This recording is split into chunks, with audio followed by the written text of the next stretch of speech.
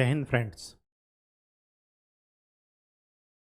World history की series में हम लोगों ने कल देखा कि रूस की क्रांति के बाद लेनिन और स्टालिन का शासन देखा। आज जो टॉपिक हम स्टार्ट करने जा रहे हैं वो है इटली का फांसीवाद। तो आज का टॉपिक है फांसीवाद। इसको इसको इंग्लिश में बोलते हैं फासिज्म। फासिज्म, फांसीवाद। कहाँ हुआ ये? इटली में। मुसोलिनी इसके क्या थे? हेड थे। उन्होंने ये काम शुरुआत किया। फांसीवाद एक विचारधारा है, तो इसको हमें 4 पार्ट में देखना है, कवर करना है। पहली बात तो इसका अर्थ, दूसरा उदय के कारण, क्यों ये विचारधारा उत्पन्न हुई, तीसरा विशेषताएं, और चौथा नीतियां। ठीक। अर्थ क्या है, क्यों कहते हैं, क्या कहते हैं, मतलब कब कहेंगे कि फासिज्म है? देखिए, इसका जो सिंबल है ना, प्रतीक, वो है कुल्हाड़ी और लकड़ी का गट्ठर।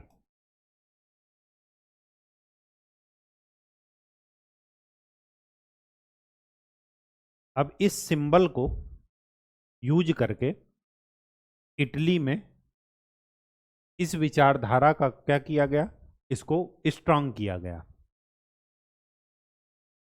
तो ये सिंबल पहले से भी था, लेकिन इसको किसके साथ जोड़ दिया गया? इस विचारधारा के साथ जोड़ दिया गया। यही विचारधारा अगर लोकल लेवल पर हो जाएगी, स्थानीय लेवल पर, तो बन जाएगा नाजीवाद। ठीक, जो जर्मनी में घटित हुआ। ये कहां घटित हो रहा है? इटली में। और उस करने वाला कौन है? मुसोलिनी। जैसे हिटलर जर्मनी में था, वैसे ही ये मुसोलिनी इटली में है। ये विचारधारा कहाँ डेवलप हुई? इटली में। इसका अर्थ क्या है? किस उसको कहते हैं फांसीवाद? आज भी आप सुनते होंगे लोकतंत्र में कि ये क्या कर रहे हैं, तानाशाह की तरह बिहेव कर रहे हैं। अधिकतर आरोप लगाए जाते हैं सरकार के उस पर, जो है कि ये जो है फला प्रधानमंत्री, फला मुख्यमंत्री फांसीवाद को बढ़ावा दे रहे हैं, फांसीवाद के तरीके से काम कर रहे हैं, उस विचारधारा पर काम कर रहे हैं। तो ये विचारधारा है क्या? इसका अर्थ क्या है? इसका अर्थ है निरंकुश तानाशाही, किसी की ना सुनना, जो मर्जी आए वो करना। अब इस निरंकुश तानाशाही के लक्ष्य को प्राप्त करने के लिए क्या क्या और लक्षण आपको दिखने चाहिए उस सिस्टम में? पहला, उद्दंड कार्यकर्ता। उद्दंड कार्यकर्ता मतलब तोड़ फोड़ करने वाले, मार पिटाई करने वाले। उस पार्टी से संबंधित, उस सरकार से संबंधित, उस व्यक्ति से संबंधित जो भी कार्यकर्ता होंगे, संगठन से संबंधित, वो उद्दंड होंगे, मार पिटाई करने वाले। दूसरी बात, विरोधियों का दमन।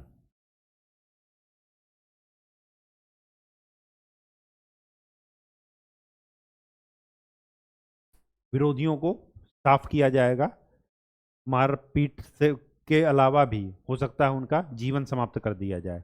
और तीसरा, गुप्त पुलिस बल।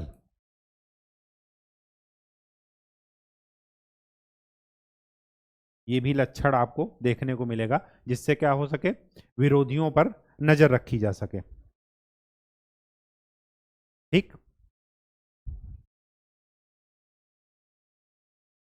और चौथी बात, लोकतांत्रिक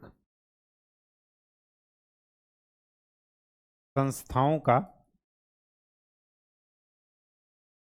अवमूल्यन, मतलब उनको, उनकी शक्ति जो है कम की जाएगी। और इन सब के होते हुए जो विरोधी हैं, विपक्षी पार्टी के हैं, विरोधियों को बदनाम करना,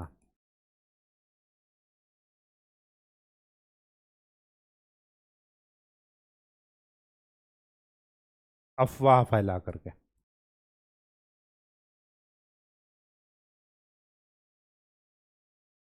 ये सारे लक्षण किसके हैं? फासीवाद के। क्यों उदय हुआ इसका इटली में? इटली में ये चल रहा है, तो जरा देख लेते हैं कि क्या उदय के कारण थे। उदय के कारणों में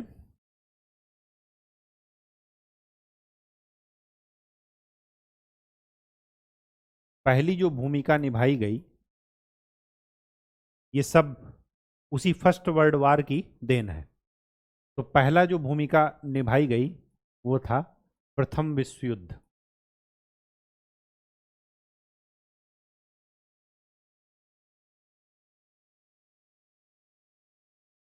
प्रथम विश्व युद्ध में इटली किसकी तरफ था? पहले तो था जर्मनी की तरफ, लेकिन ब्रिटेन से उसने संधि कर ली थी। फिर वो किधर आ गया था? मित्र राष्ट्रों की तरफ, जो विजयी राष्ट्र थे। कौन? एक तो थे ब्रिटेन, दूसरे थे फ्रांस, और तीसरे थे रूस। रूस तो अलग ही हो गया। अब यहां पर क्या हुआ कि प्रथम विश्व युद्ध में जब ये मित्र राष्ट्रों की तरफ आ गए, तो स्वाभाविक सी बात है कि जो बार बार पाला बदलता है ना, उसका जो है वजूद नहीं रहता, ना वो इस पाले में रहता है ना उस पाले में। क्योंकि सब लोग उसको क्या देखते हैं, जो भी पार्टी बदल करके इधर से उधर जाएगा उसको सब लोग शंका की दृष्टि से देखते हैं कि अब जिसका जिधर फायदा होगा ये उधर चला जाएगा, ये किसी पार्टी का नहीं है, इसका कोई जमीर नहीं है। तो वही चीज इटली के साथ हुआ। इटली ने ब्रिटेन के साथ संधि की थी और ये सोच कर की थी कि जब हम विजयी होंगे तो पहली बात तो फ्यूम बंदरगाह पर इटली को अधिकार मिलेगा। फ्यूम बंदरगाह कहाँ है? एड्रियाटिक सी में, भूमध्य सागर के बगल में, इटली से सटा हुआ। और दूसरा कि जर्मनी के जो अफ्रीकन उपनिवेश हैं वहां पर इनको क्या मिलेगा? इटली को अधिकार मिलेगा। ये दो कारण से इटली कहाँ शामिल हुआ था? मित्र राष्ट्रों की तरफ पाला बदल लिया था। लेकिन आपको बताए हैं कि मित्र, जब प्रथम विश्व युद्ध समाप्त हुआ उसके पहले पेरिस शांति सम्मेलन हुआ, और पेरिस शांति सम्मेलन की बाद क्या हुआ? वर्साई की संधि। तो पेरिस शांति सम्मेलन में इनकी बातों पर ज़्यादा ध्यान नहीं दिया गया। जब इनकी बातों पर ज़्यादा ध्यान नहीं दिया गया तो ये उठ करके चले आए, इटली के प्रधानमंत्री उस सम्मेलन से झुंझला करके चले आए कि जब हमारी बात ही नहीं सुन रहे हो तो यहाँ पर क्या मतलब है। अब जब गए अपने देश में तो इनके देश के नागरिक इनका स्वागत नहीं करेंगे। क्यों नहीं करेंगे? क्योंकि ये प्रथम विश्व युद्ध में जबरदस्ती का, जब 1870-71 में आपका देश एकीकरण होकर के आज़ाद हुआ, एकीकृत किया आपने, तो 1870 से लेकर के 1914 में आपने प्रथम विश्व युद्ध में कूद गए।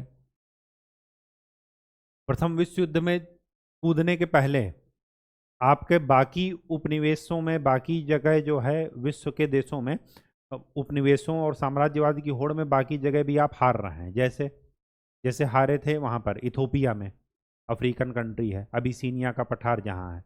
इथोपिया को अबिसीनिया भी पहले बोलते थे। तो इथोपिया में जाकर के हार गए ये, इथोपिया से ही हार गए, उस पर कब्जा नहीं कर पाए।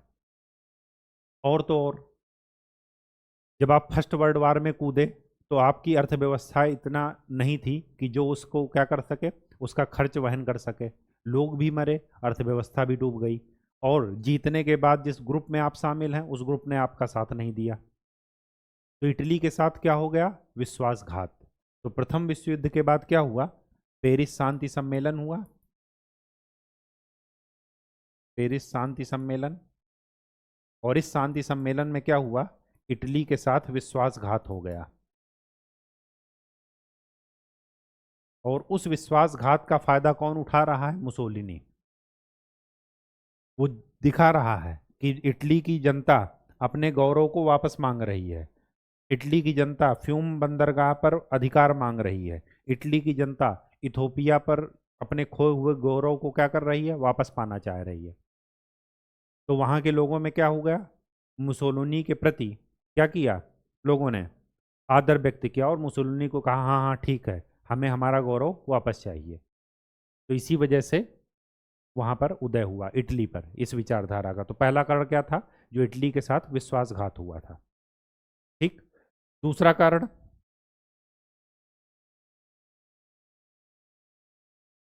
युद्धोत्तर आर्थिक दशा। युद्ध के बाद इकोनॉमी पूरी तरीके से खत्म, अर्थव्यवस्था चौपट,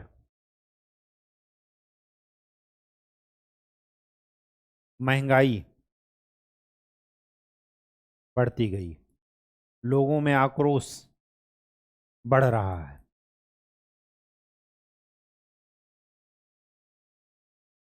तो लोग क्या करेंगे? उस प्राइम मिनिस्टर को निकाल करके बाहर फेंकेंगे गद्दी से। ठीक। तीसरी बात, राष्ट्रीय असंतोष। यहां पर जिक्र कर लीजिएगा, 1856 में इथोपिया से हार गया।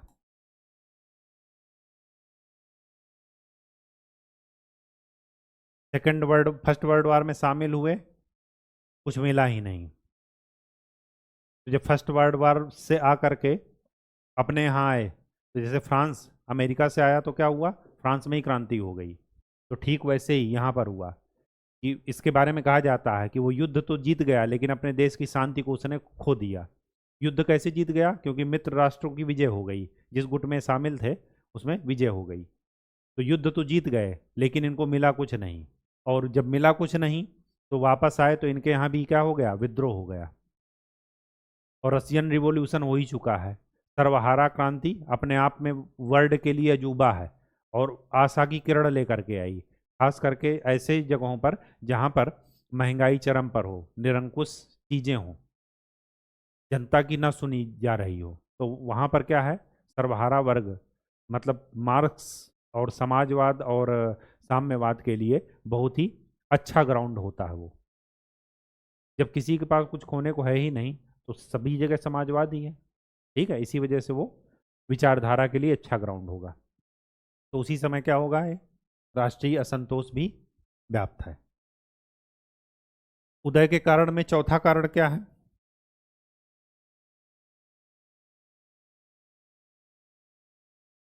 साम्यवाद के प्रसार का है। अब ध्यान से देखिए, अगर मुसोलिनी क्या कर रहा है, किसी भी देश में दो वर्ग होंगे ही होंगे, एक पूंजीपति वर्ग होंगे, कुलीन वर्ग होंगे जिनके पास संपत्ति होगी, और दूसरे क्या होंगे? सर्वहारा वर्ग, सामान्य जनता। तो मुसोलिनी क्या कह रहा है? पूंजीपतियों, जमींदारों या संपत्ति वाले वर्ग को भय दिखा रहा है। किसका? रसिया का। क्या दिखा रहा है? कि अगर हमारा सपोर्ट नहीं करोगे तो यहां भी क्या हो जाएगी? सर्वहारा क्रांति हो जाएगी, जैसा रसिया में हुआ। तो पूंजीपति इसको सपोर्ट कर रहे हैं। किसको? मुसोलिनी को। क्योंकि उनको भय है कि कहीं यहां पर भी सर्वहारा क्रांति ना हो जाए। और सामान्य जनता को क्या भय दिखा रहा है? कि अगर रूस वाला काम करोगे आप लोग, जो रसियन रिवॉल्यूशन में हुआ, तो उसके बाद रसिया की हालत देख रहे हो। क्यों? क्योंकि उसने स्टालिन वाले शासन को दिखाया। क्या दिखाया? कि देखो वहां पर जो है समाजवाद आया तो, लेकिन क्या हुआ कि उनकी अर्थव्यवस्था पूरी तरीके से चौपट हो गई। महंगाई इतनी ज्यादा बढ़ रही थी, जिस समाजवाद का उन्होंने सपना देखा था वो समाजवाद पूरा नहीं हुआ। तो जनता को भय दिखा रहा है कि रूस की तरह गुलामी का, कि अगर वहां पर समाजवाद आया तो लेनिन क्या कर रहा है? लेनिन ही पूरा राज्य की भूमिका निभा रहा है और उस तरह आप क्या हो जाएंगे? गुलाम हो जाएंगे। तो जनता को क्या कर रहा है? रूस की गुलामी का डर दिखा रहा है, गुलामी का उदाहरण दिखा रहा है कि वहां पर समाजवाद में ये हुआ। तो अब ये भी साथ हो गए मुसोलिनी के और ये भी साथ हो गए। इनको अलग वजह बता रहा है कि अगर नहीं करोगे तो साम्यवाद आ जाएगा, और इनको अलग वजह दिखा रहा है। ठीक। तो दोनों लोग क्या हो गए? इसके सपोर्टर हो गए। और लास्ट में जो सबसे बड़ी भूमिका थी वो थी दार्शनिक की, और वो दार्शनिक कौन था? हीगल। तो हीगल का चिंतन, हीगल का जो विचारधारा थी वो क्या थी? हीगल ने क्या कहा? राज्य की सर्वोपरि, राज्य की सर्वोच्चता का सिद्धांत दिया। इन्होंने कहा राज्य ही सर्वोपरि है, राज्य के ऊपर कुछ नहीं है, और अगर विरोधी को भी मारेंगे तो यही दिखाकर मारेंगे कि राज्य की इच्छा यही है कि इस विरोधी का दमन होना चाहिए। इच्छा अपनी लागू कर रहे हैं, लेकिन उसको बता क्या रहे हैं, राज्य की इच्छा। तो हीगल का चिंतन भी इसके लिए बहुत ही इंपॉर्टेंट है, इस विचारधारा के उदय के लिए। ठीक है, बात समझ में आ गई? तो उदय के कारण आपको समझ में आ गए होंगे। चलिए अब बढ़ते हैं कि इसकी विशेषताएं क्या हैं।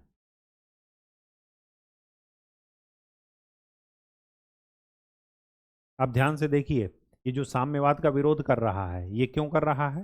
ताकि पश्चिमी देशों से मदद मिल सके, जो पूंजीपति वर्ग हैं, जिनके पास संपत्ति है, वो क्या कर सकें, इसको सपोर्ट कर सकें। और यही साम्यवाद का प्रसार का भय कौन दिखाएगा? अ, हिटलर। ये दोनों क्या कह रहे हैं? जैसे पाकिस्तान क्या कह रहा है कि हमें मदद दो, हमें आतंकवाद से लड़ना है, और वो पैसा क्या कर रहे हैं, इंडिया के खिलाफ छद्म युद्ध में यूज कर रहे हैं। तो ठीक वही चीज ये हिटलर मुसोलिनी इटली में दिखाएगा, फांसीवाद का कॉन्सेप्ट लाएगा, और हिटलर जर्मनी में दिखाएगा। जैसे इटली और जर्मनी का एकीकरण साथ साथ चला, वैसे ही इटली और जर्मनी में फांसीवाद और नाजीवाद ये साथ साथ चलेंगे। तो आज हम लोग क्या पढ़ रहे हैं, फांसीवाद। ये वही समय है जब रशियन रिवॉल्यूशन हो चुका है, फर्स्ट वर्ल्ड वार खत्म हो चुका है। इटली की इच्छाएं पूरी नहीं हुई, इटली जिस सपना से फर्स्ट वर्ल्ड वार में शामिल हुआ था, वो सपना उसका पूरा नहीं हुआ, और उसी का फायदा उठा रहा कौन, मुसोलिनी। ठीक है, इटली में इस वो रूस में इस समय किसका शासन है, लेनिन का। तो वही लेनिन की जो नई आर्थिक नीति के पहले वाला जो रसिया है, उसी का इमेज ये दिखा रहा है जनता को, कि वहां पर ऐसे ही गुलाम हो जाओगे आप लोग भी। तो पूंजीपतियों को क्या भय दिखा रहा है, ताकि पश्चिमी देशों को ये लगे कि नहीं, साम्यवाद अगर नहीं होगा तो यहाँ भी साम्यवाद आ जाएगा, यहाँ भी सर्वहारा लोग क्रांति कर देंगे। तो पश्चिमी देश इसको क्या कर रहे हैं, सपोर्ट कर रहे हैं कि नहीं, ठीक है ठीक है, साम्यवाद ना लाने पाओ, पूंजीपति ही पूंजीवाद ही रहने दो। ठीक है। अब विशेषताएं, विशेषताएं मतलब इनका क्या सिद्धांत है और किस चीजों पर ये टिके हैं। अर्थ तो हम जान ही गए थे कि उद्दंड कार्यकर्ता हैं और लोकतांत्रिक संस्थाओं का अवमूल्यन करेंगे। ठीक है, लेकिन विशेषताएं में देखते हैं। पहली विशेषता क्या है, लोकतंत्र विरोधी।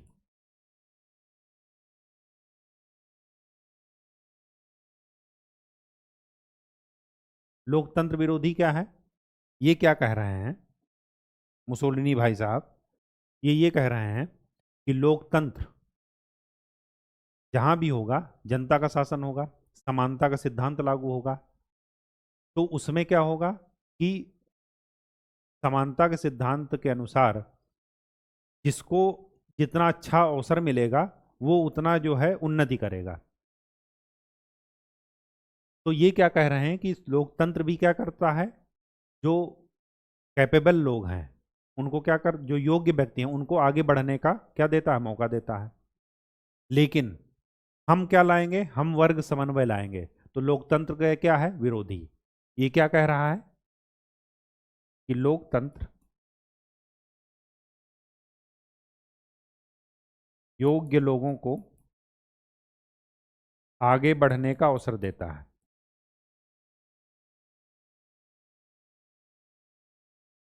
तो क्या हो जाती है कि कुछ आगे बढ़ जाएंगे, कुछ पीछे रह जाएंगे, तो विषमता बढ़ जाती है। ये क्या कह रहा है कि हम वर्ग समन्वय करेंगे, मतलब ना कोई आगे रहेगा ना कोई पीछे।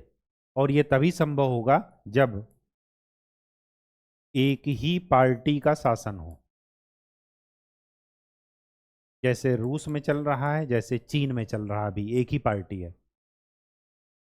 जब एक ही पार्टी का शासन होगा तो वही पूरे उस पर क्या करेगी, कंट्रोल करेगी। तो लोकतंत्र के ये विरोधी हैं। समझ में आ गया क्यों विरोधी हैं? कई सारी पार्टियां आएंगी, हम डिसीजन लागू नहीं कर पाएंगे। और इसको सपोर्ट कौन कर रहा है, इटली की जनता भी कर रही, क्योंकि ऐसा दिखा रहा है ये। और कौन कर रहा है, वहां का कुलीन वर्ग और पूंजीपति वर्ग भी कर रहा है। दूसरी बात, लोकतंत्र विरोधी है। समाजवाद विरोधी।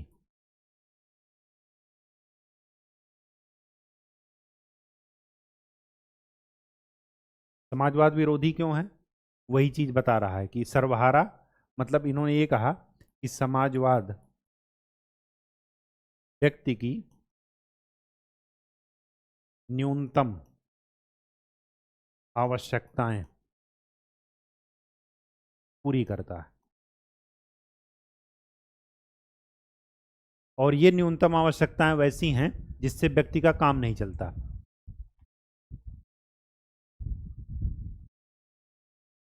ये क्या है? समाजवाद या साम्यवाद वर्ग संघर्ष पर आधारित है, क्योंकि सर्वहारा लोग क्या करेंगे? क्रांति करेंगे, तो ऐसे तो उनको कोई गद्दी दे नहीं देगा, संघर्ष होगा, टकराहट होगी। और जबकि ये क्या कह रहा है मुसोलिनी? ये क्या कह रहा है कि हम समन्वय की बात करेंगे, वर्ग संघर्ष की नहीं।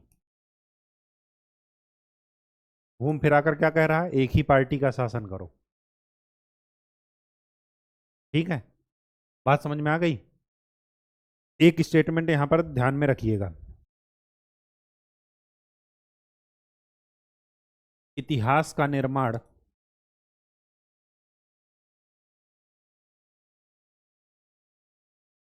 भौतिक तत्वों से न होकर के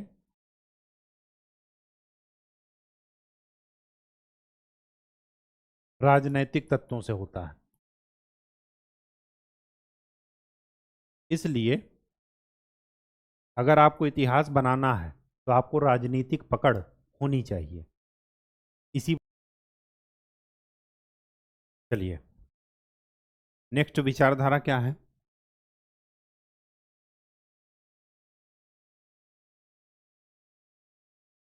फासीवाद की नेक्स्ट विचारधारा है। पहली थी क्या? लोकतंत्र विरोधी। दूसरी कौन सी थी? समाजवाद विरोधी। तीसरी विचारधारा क्या है? शांति विरोधी।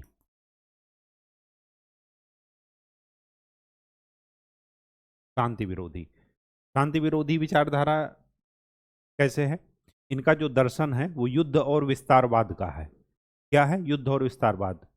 ऐसा नहीं कि ये चाह करके युद्ध और विस्तारवाद को बढ़ावा दे रहे हैं, इनकी मजबूरी है बढ़ावा देना। देखिए कैसे। देखिए, इनकी जो थिंकिंग है वो ये कहती है कि शांति ना तो जरूरी है, ना स्थायी है, और ना ही उपयोगी। ये इनका दर्शन है। क्या है? शांति ना तो स्थायी है और ना ही उपयोगी।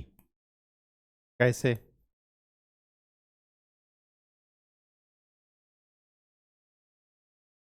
ये कह रहे हैं शांति जलाशय में ठहरे हुए पानी के समान है, और अगर ठहरा हुआ पानी है तो याद रखिए वो बेकार हो जाएगा, कीड़े पड़ जाएंगे, अशुद्ध हो जाएगा। तो अगर आपको निरंतर प्रगति करना है, इनका ये मतलब है कि जो प्रगति है वो दूसरे को कुचल करके होनी चाहिए। ऐसा नहीं कि सब साथ साथ प्रगति करें, ऐसा नहीं है। अगर आपको अपनी प्रगति करनी है तो दूसरे का आपके नीचे आना, कुचलना आपको ज्यादा जरूरी है।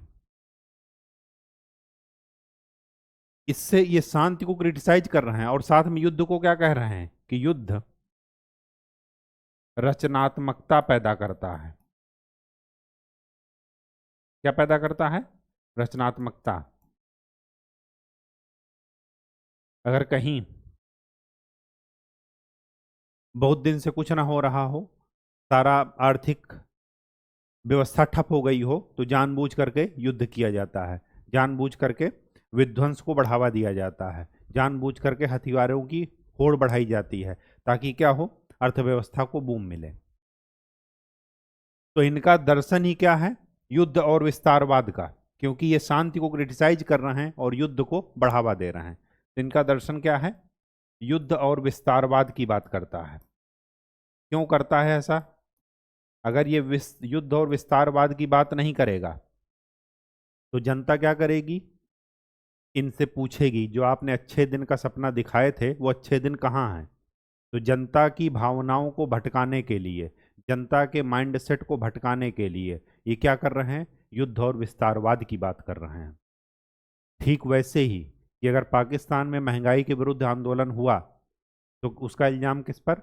चलो कश्मीर लेते हैं भारत से, ताकि जनता क्या हो जाए, युद्ध और वो बेरोजगारी और महंगाई की समस्या छोड़ करके किधर आ जाए, कश्मीर के मुद्दे पर आ जाए। मैं एक एग्जाम्पल दे रहा हूं पाकिस्तान का, ऐसे ही अपनी देश में भी होता है। एक मुद्दे को दबाने के लिए दूसरा मुद्दा सरकार की तरफ से उठा दिया जाता है, चाहे वो सरकार की तरफ से, सारी सारी लोग एक ही जैसे हैं, ऐसा नहीं कि मैं किसी पार्टी का सपोर्टर हूं या विरोधी। तो ये सिर्फ जनता को समझना है कि क्या करना है। ठीक। दूसरी बात, ये हुई तीसरी विचारधारा। चौथी विचारधारा क्या कहती है, इनका स्टेटमेंट जरा ये सब ध्यान में रखिएगा, अगर ये आप कोट कर देंगे तो आंसर की क्वालिटी अपने आप आपकी बढ़ जाएगी। चौथी विचारधारा क्या कहती है? बुद्धिवाद विरोधी।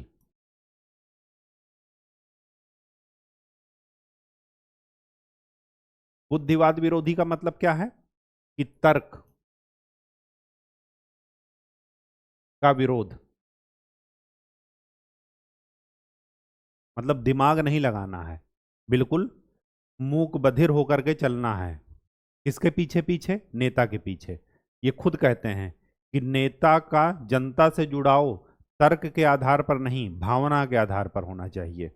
ये इनका स्टेटमेंट है, तो लिख नोट कर लीजिए यहां पर। ये क्या कह रहे हैं कि नेता का जनता से जुड़ाव तर्क के आधार पर नहीं,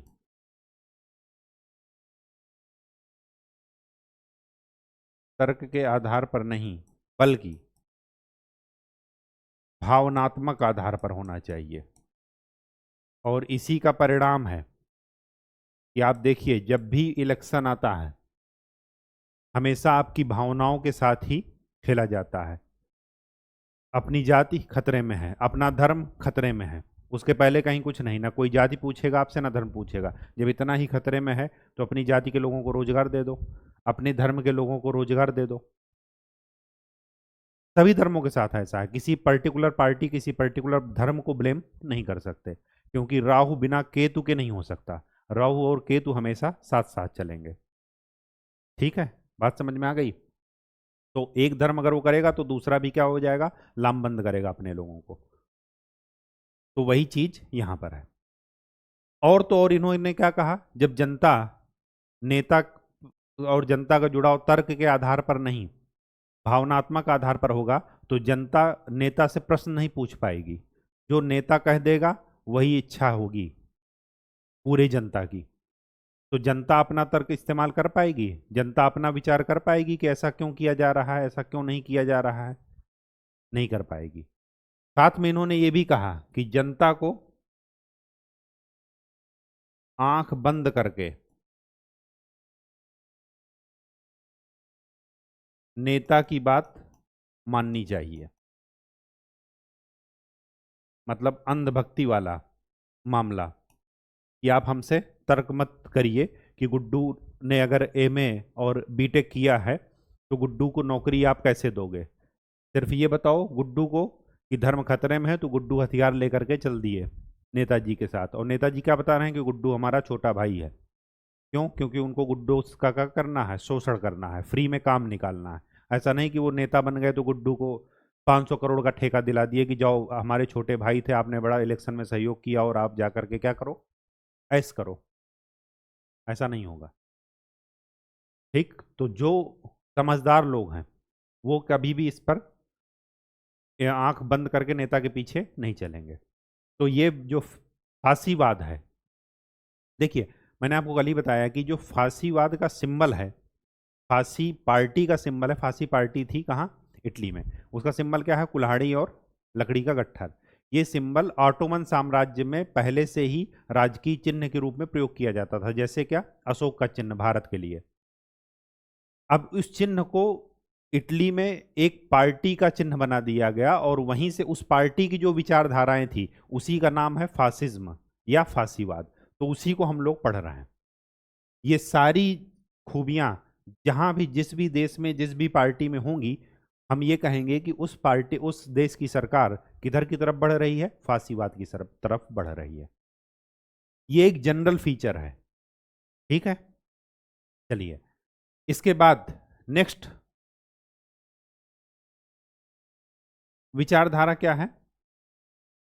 नेक्स्ट विचारधारा है कि मुक्त व्यापार विरोधी। ये इकलौती ऐसी विचारधारा है जो पूंजीवाद और समाजवाद का एक साथ विरोध करती है। बाकी विचारधाराओं में आप देखेंगे कि अगर समाजवाद का विरोध हो रहा तो पूंजीवाद को सपोर्ट किया जाएगा, अगर पूंजीवाद का सपोर्ट हो रहा है तो समाजवाद का विरोध किया जाएगा। लेकिन ये इकलौती समाज ऐसी विचारधारा है जो समाजवाद का विरोध करती ही करती है। क्यों करती है? वो कहती है कि समाजवाद वर्ग संघर्ष पर आधारित है।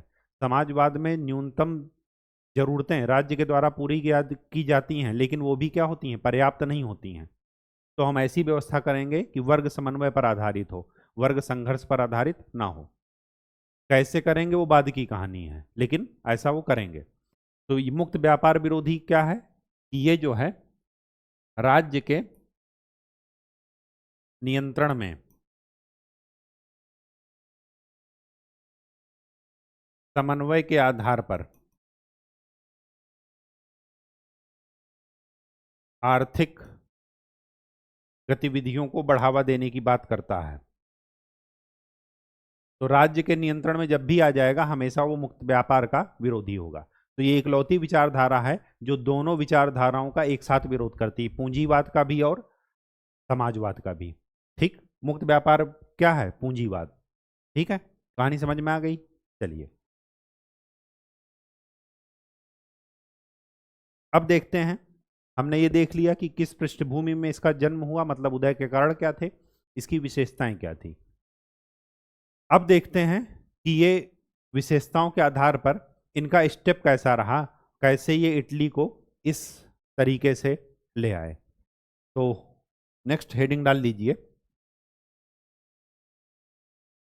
नीतियां, पॉलिसीज।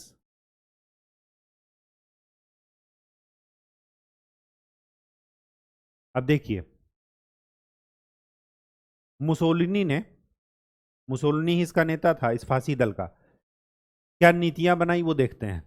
पहला, ऐसा कानून बनाया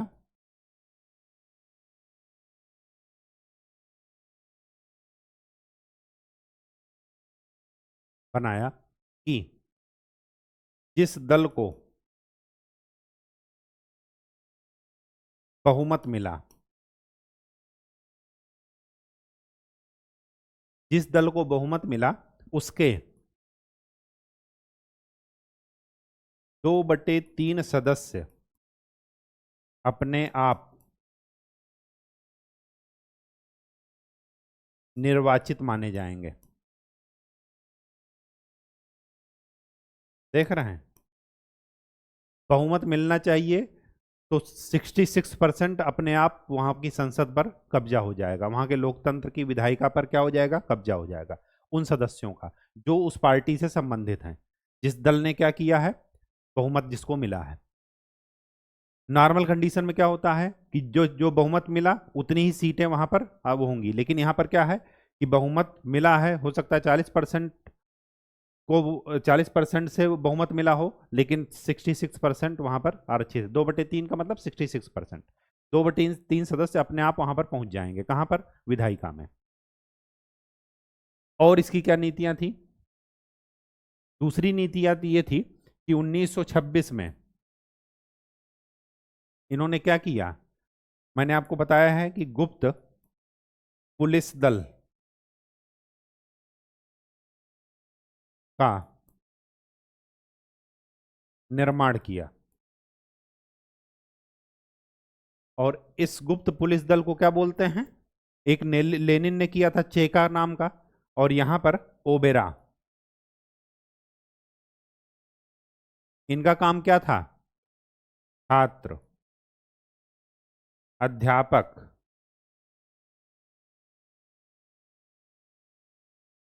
विश्वविद्यालय। कहने का यह मतलब है जो भी बौद्धिक वर्ग है, इंटेलेक्चुअल क्लास है,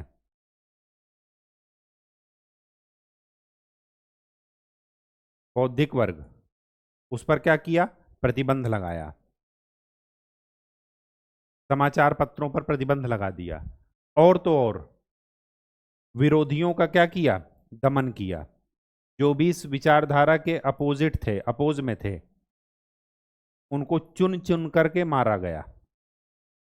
अगर वो डरा धमका करके सुधर गए तब तो ठीक है, अदरवाइज उनको मार दिया गया इसी गुप्त पुलिस बल के द्वारा। ठीक है, सारी घटनाएं एक दूसरे से कनेक्टेड हैं, ध्यान में रखिएगा। ये अभी हम पढ़ रहे हैं इटली को, ठीक इसी के पैरेलल जर्मनी में चल रहा है हिटलर का, तो उसको हम नेक्स्ट स्टेप में देखेंगे। 1926 में ये हुआ। साथ में क्या किया, जो भी कर्मचारी, सरकारी कर्मचारियों की भर्ती हो रही है, तो राज्य के कर्मचारी, सरकारी कर्मचारी किसके प्रति वफादार होंगे, किसकी शपथ लेंगे, फासीवाद की शपथ लेंगे।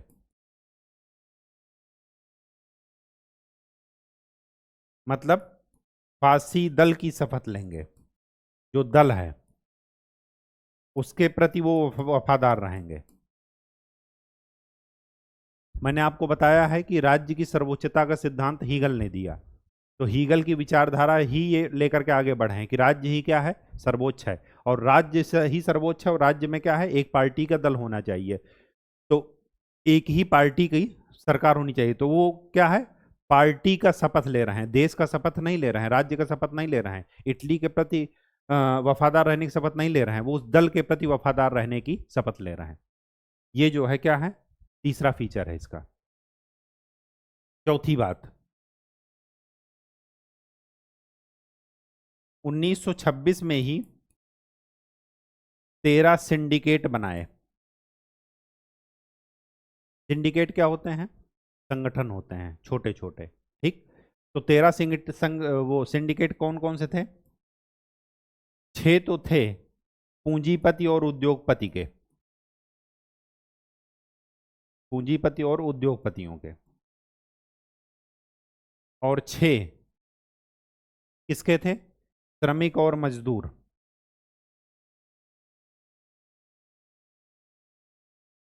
और एक अन्य, अन्य में मतलब किसान वगैरह या बाकी जो लोग थे वो आ गए।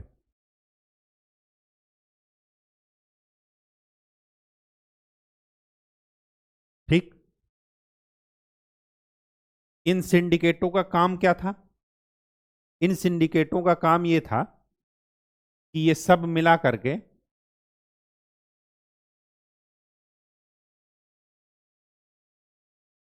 800 नाम किसको देंगे, फासिस्ट महासभा को।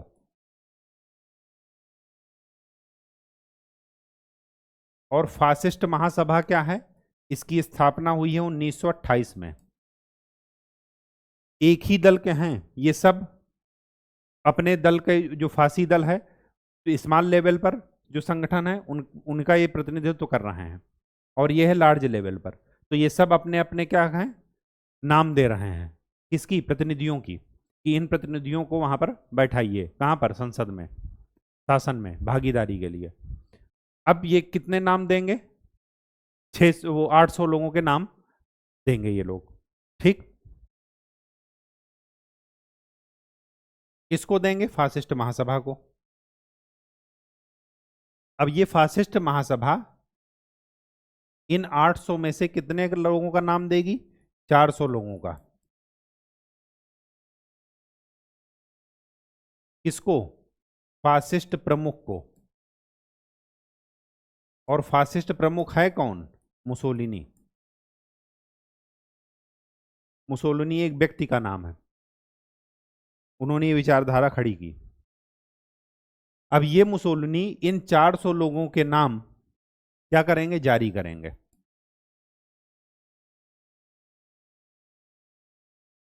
एक सूची जारी करेंगे, लिस्ट जारी करेंगे, उसमें कितने लोगों के नाम होंगे, 400। इन 400 लोगों के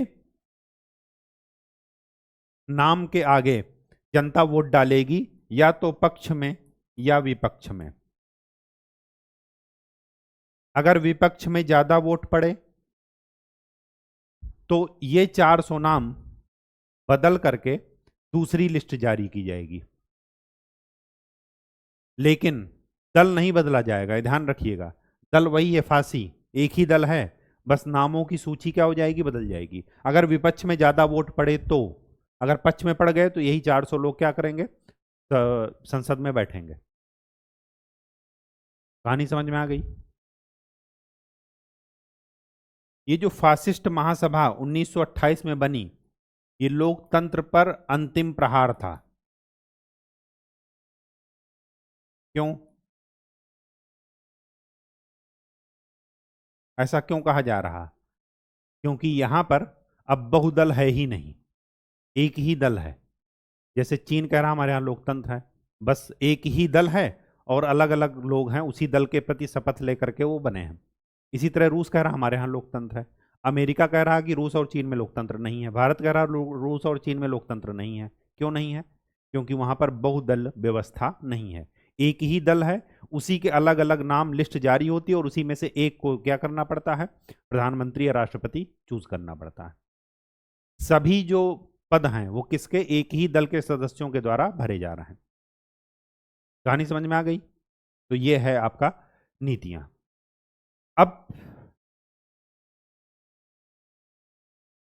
हाँ, एक चीज और लिखिए, इन सिंडिकेट्स का काम, सिंडिकेट्स मतलब जो छोटे छोटे संगठन हैं, का काम क्या था, मजदूरी की दर निर्धारित करना था। ये जो 6 श्रमिक के लिए हैं वो मजदूरी की क्या करेंगे, दर निर्धारित करेंगे।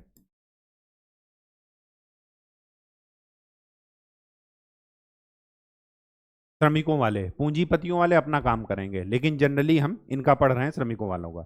मजदूरी की दर निर्धारित करना, साथ में काम के घंटे निर्धारित करना,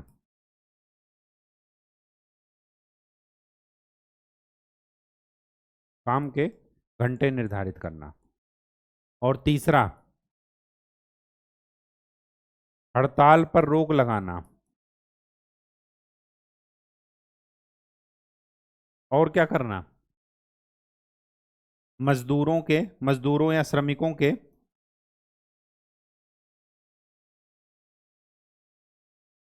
मनोरंजन की व्यवस्था करना,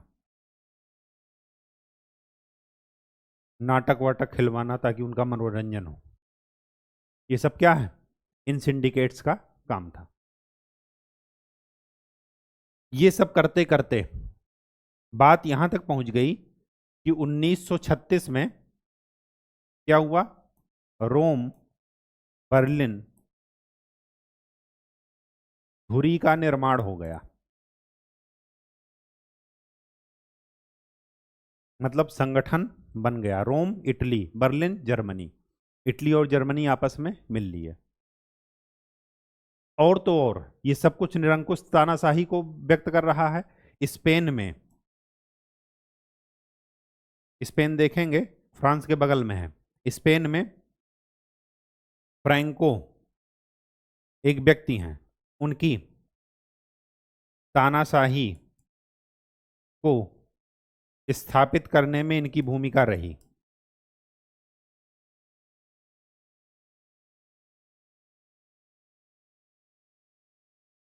और ये बात इतनी बढ़ गई कि 1936 में धुरी का निर्माण हो गया और 1939 में क्या हो गया, सेकेंड वर्ल्ड वॉर की स्टार्ट। ठीक, कहानी समझ में आ गई। ये था आपका क्या, फासीवाद। फासीवाद की विचारधारा और क्या क्या इसके तत्व हैं, ये जरूर ध्यान में रखिएगा। किसका ये विरोध कर रहा, किसका ये सपोर्ट कर रहा।